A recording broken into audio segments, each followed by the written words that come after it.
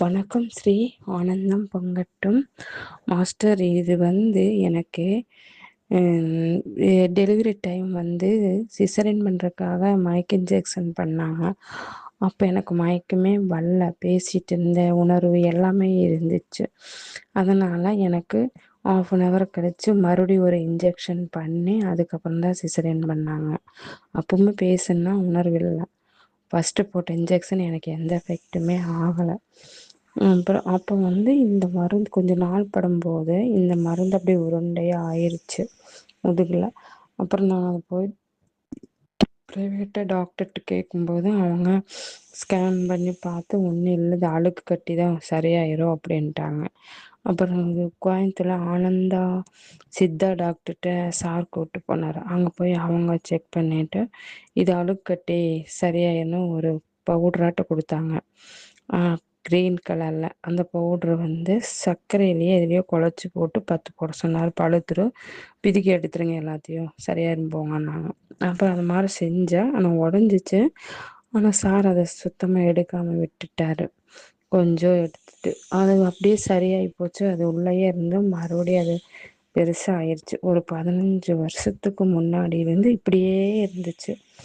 இப்போ நான் தினம் மெடிடேஷன் பண்ணும்போது தியானத்தில் என்னை கவனிக்கும்போது அந்த இடத்துல போய் போய் ஜூமாய் அப்படியே நிற்கிது. கரகரன்னு சுற்றுது, சுறுன்னு கரகரன்னு சுற்றுது, சுறுன்னு அப்படியே இருந்துச்சுங்க மாஸ்டர். எனக்கு இந்த 1 வீக் 2 வீக்ஸாகவே அதே மாதிரி தான் இருந்துச்சு. நான் அதை கண்டுக்கல. ஆனால் இந்த 3 நாளைக்கு முன்னால் அது வலிச்சிச்சு. என்னடா வலிக்குதே அப்படின்னு சொல்லி பார்த்தா அந்த இடம் தியானம் பண்ணும்போது என்னை முழுசாக நான் வெளியிலேருந்து கவனிக்கும் போது அந்த இடம் மட்டும் டைட்டாக இறுக்கி பிடிச்ச மாதிரி டைட்டாக இருக்குது, அப்புறம் விடுது. இப்படியே ஒரு ஃபீல் இருந்துச்சுங்க மாஸ்டர். அப்புறம் இந்த 3 நாளைக்கு முன்னால் அது உடஞ்சிருச்சு. அப்புறம் உடஞ்சோடனே அப்புறம் நான் சாருக்கு வர சொல்லி அது என்னென்னு பார்த்தா அவர் கொஞ்சம் அதை க்ளீன் பண்ணி விட்டார், பெதுக்கி எடுத்து. அப்புறம் அது இந்த மாதிரி இருக்குது.